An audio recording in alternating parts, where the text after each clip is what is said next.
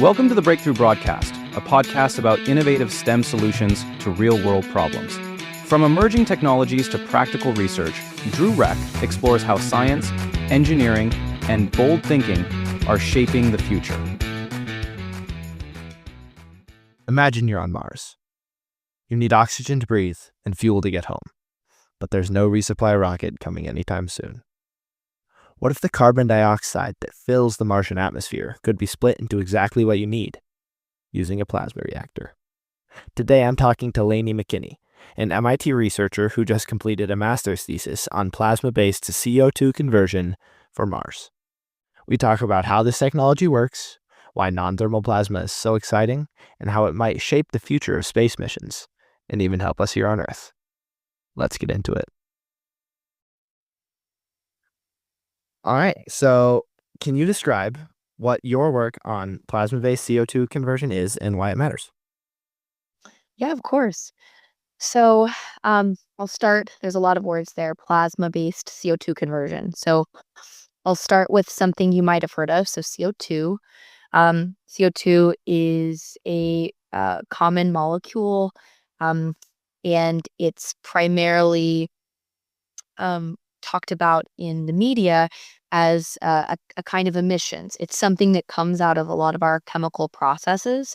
And CO2 participates in a warming effect on Earth. So as we increase the amount of CO2 in our atmosphere, we are contributing and accelerating a greenhouse effect, which is a big part of the discourse around climate change. So CO2 is a really important molecule because human activity is increasing its concentrations in our atmosphere and the environment.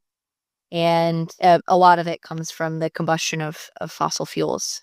It's emitted during combustion. So CO2 is also a really stable molecule, and CO2 is difficult to break thermally. It requires a lot of energy, and so we're trying to find cleverer ways to do it than just apply a bunch of heat. So to split CO2 just through heat, it takes temperatures around 4,000 Kelvin, which is really, really hot. And then when you start to split CO2 thermally, you lose all of this energy to the environment because your equipment isn't efficient. So we want to find lower temperature ways to split CO2. So that's kind of why CO2 is important. It's an important molecule for that reason. And then I'll go to the plasma part. So you might have heard of plasma before. The plasma is, simply put, the fourth state of matter. So in chemistry, in high schools, they say, okay, there's four states of matter. You have solid, liquid, gas, and then they say plasma, and then you don't really learn much about it. But plasma is actually the most common state of matter in the visible universe. 99% of what's out there, even though we don't experience it in our everyday lives, is in the universe is plasma. So the sun is in the plasma state. Planetary atmospheres, a lot of times clouds of dust in space are a plasma, and even the sun emits something called solar wind, and that's made of a plasma as well. So plasma is everywhere. Lightning on Earth is also a plasma. But what we want to do is use plasma, an ionized gas, so it means it's charged. It's got electrons and then positive charges. We're trying to use plasma as a chemical conversion technology. We want to use it as a lower temperature alternative to split CO2. And it kind of came out of, or this work came out of wanting to address rising emissions and have a way to recycle captured emissions and turn it into value-added products. But it's also being explored for Mars exploration. So NASA's starting to develop plans to send humans to Mars. There's also some companies developing plans to go to Mars. And Mars has an atmosphere that's made of 96% CO2. So if we can go there and split the CO2 and combine it with, first we can get oxygen, which is a propellant and a critical life support technology. But then we can also combine it with hydrogen sources because there's water on Mars. We can start to make hydrocarbons and materials that will be used to sustain human exploration on the red planet. What I'm trying to do is I'm trying to work on developing and advancing plasma-based CO2 conversion technologies. Um, and I'm kind of interested in both those applications, Earth and space. And the way that I'm trying to advance it is work on integrating separation technologies. We know how plasmas work, we know how it splits CO2, but we want it to perform better. And then we also want to start attaching these and integrating these other subsystems, um, which allow us to get a pure stream of oxygen. We get product separation. So that's what I'm trying to do with my work. And so how specifically are you using plasmas to separate this oxygen from the carbon monoxide? So I'm not actually using plasmas itself to separate it. That's kind of it's a good question, and that's kind of the problem. So in a plasma, you send through your CO2 gas, and we hook it up. It's depending on the plasma source. Sometimes you can make it plasma with microwaves. Some people use kind of more advanced high voltage electronic setups. I'm using something called a nanosecond pulse discharge, and I create a plasma, and in that plasma, it's chemically reactive. And so the CO2 is splitting and converting into oxygen as it like progresses through my reactor. But then what we're left with is a mixture of carbon dioxide, oxygen, carbon monoxide, and some other reactive things. And then because CO2 is so stable and we're at low temperatures, everything wants to recombine and just go back to CO2. So the next step is then integrating a product separation technology to the plasma. And so I'm both doing plasma CO2 conversion, and I'm working on integrating oxygen permeable membranes so that we can rapidly extract and pull that oxygen away and keep it from recombining. So you mentioned nanosecond repetitively pulsed discharge. What is that and why is it better than alternative options? Mm. This is a great question. So, there's like a million, not a million, but there's a lot of different ways to make plasmas.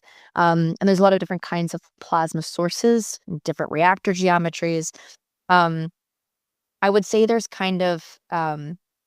pros and cons to all of them. And we're still kind of exploring which ones may be the best option under which conditions. So I don't want to say that one plasma source is better than the other. What's interesting about nanosecond pulse discharges is that they allow you to get to a really high reduced electric field, which is kind of it's the main parameter that we use to describe our plasma, but it's just the electric field reduced by the gas number density. So you can talk about how energy is transferred between um, the energetic electrons and the gas independent of the pressure. But it's basically it's about the amount of energy that you're applying to your system. Um, you get really high reduced electric fields, um, but then it's over a very short window. So this means in a really short time frame, you're giving your electrons a ton of energy, which then you have a greater amount of electrons that can um, participate in CO2 splitting reactions. Um, and then you have some time where there's no plasma at all. So it allows you to jump to these high reduced electric fields and still keep the process energy efficient, because it would be very energy intensive to sustain those um, electric field values for a really long time. Other plasmas have kind of a continuous application or kind of a modulated application, but they're lower reduced electric fields, so the electrons have less energy. Um, those are what they tend to be called warm plasmas, because then um, they tend to get warmer and they split CO2 in a different way. So I think it's really interesting. It gets kind of complicated which one's the best, and I think different plasmas probably work best for different applications, and it's still an ongoing area of debate. We're not sure which one is going to be the best in which environment, but we do all have common language to talk about and compare the different reactors depending on different plasma sources, depending on what we're trying to accomplish. So. Yeah, thank you. Now that we understand some of how this tech works, I'm curious about implementation. What would have to happen to get one of these things on Mars or get working on Earth to reduce CO2 emissions? That's a great question. Um, I strongly believe that we have to get product separation. Um, we have to get product separation technologies integrated with plasmas, and I think it will be non-trivial. Um, I think it's why I'm doing my PhD thesis on it, and it's why it hasn't really been done in other places. I mean, I think there's maybe 10 papers that discuss or abstracts or things like that discuss some ongoing work in membrane separation. So there's a very small community of people trying to tackle this problem, but I think it's the bottleneck, both for any kind of flight hardware or implementing on Earth. Um, so I personally believe that product separation is a big one, because we've demonstrated the concepts. We know that it will work, but now we need to think about, okay, from end to end, how does a system like this look? And in that process, we also probably need some improvements in energy efficiency and conversion. And I think these are going to come from thinking about the entire reactor and not just the small scale lab setup. So I think this will come once we start to try and put all of the pieces together. But we need to improve the energy efficiency of the process for sure, so that it is competitive with other existing technologies, or it's more competitive than those technologies. Um, you have a different cost benefit function whether you apply it on Earth or Mars. So on Earth, you either need to make something more value added than oxygen, like ethylene or like higher order hydrocarbons, with your CO2 in order to kind of pay off um, the power or energy cost of splitting CO2 in the first place, if you're trying to make it like a commercial venture, for example. And we're still not quite there yet. Um, I think there's all these awesome proposals about pairing different CO2 conversion technologies with direct air capture. But again, you need to have some valuable product that allows the cost benefit function to kind of to make sense from a commercial perspective, or governments need to invest heavily in it. So there's like the technical side where we need to improve and start working on reactor design, product separation, and improving energy efficiency a bit. And then there's the kind of the implementation, the policy or commercial side, which will maybe come in a decade. And those two things kind of go hand in hand. We need to make something valuable, so it might require not just pure CO2 conversion, but CO2 plus something else. Um, on Mars, the problem is not necessarily making it commercially viable. It's more a factor of it's really about power, because once we get there, it's going to be really hard to bring oxygen or the things that we need. It takes a lot of time. It costs a lot, even with reductions in launch costs with SpaceX. Like bringing things that are consumable is going to be really challenging. And so if we can make it on Mars, the missions will be safer, and they'll be more resilient, and it will enable a lot of other things.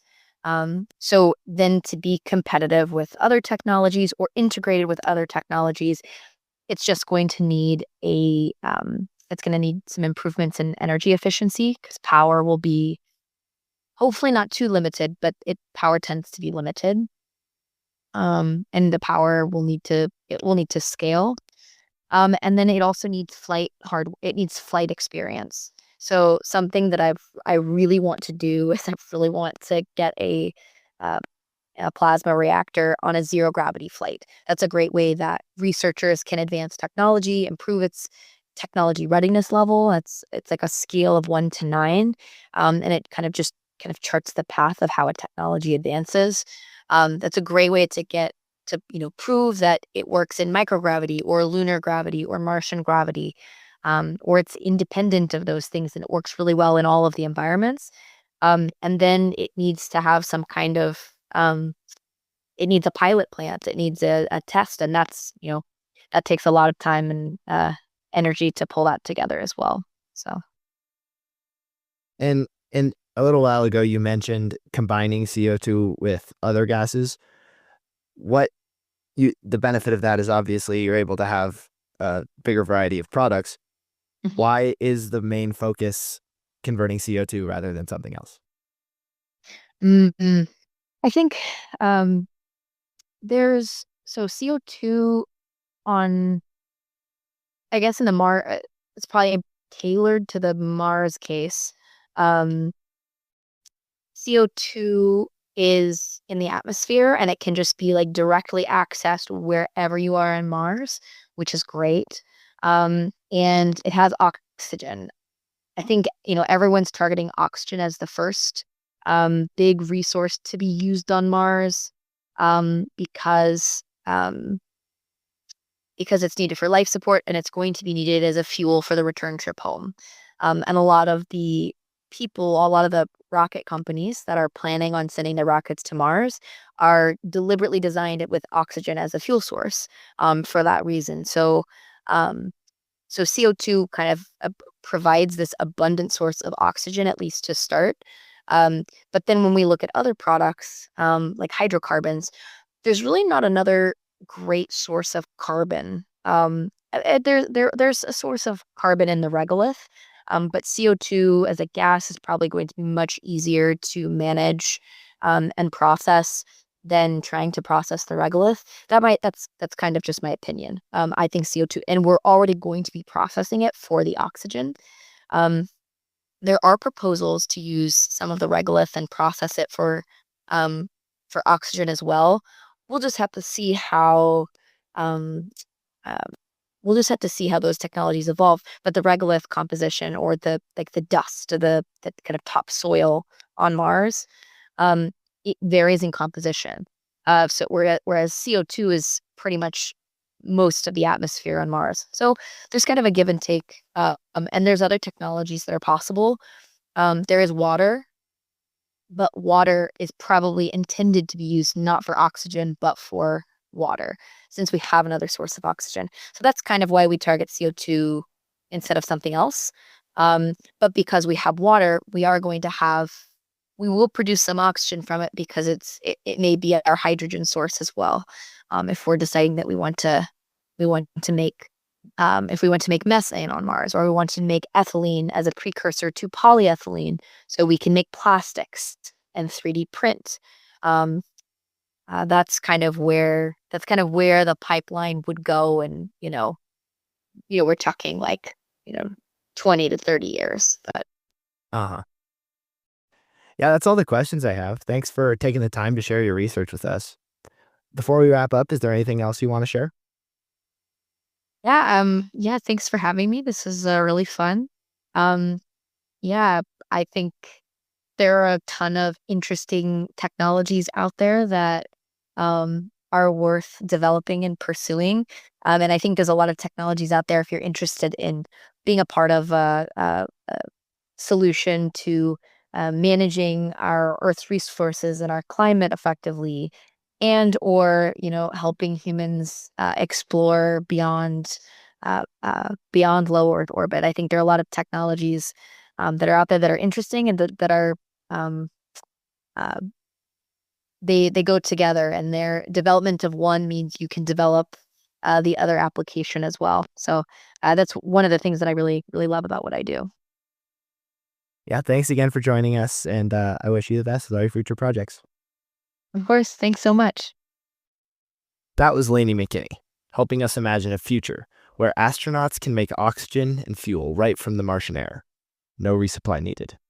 It's wild to think that a technology this futuristic is already being modeled in labs, and that something as invisible as plasma could one day power life on another planet. Thanks for tuning in to the Breakthrough broadcast. If today's conversation sparked a new idea, share the episode and follow the show wherever you listen. Got a question, idea, or breakthrough of your own? reach out at breakthroughbroadcastconnect@gmail.com. Until next time, keep questioning, keep building, and don't wait for the future. Help create it.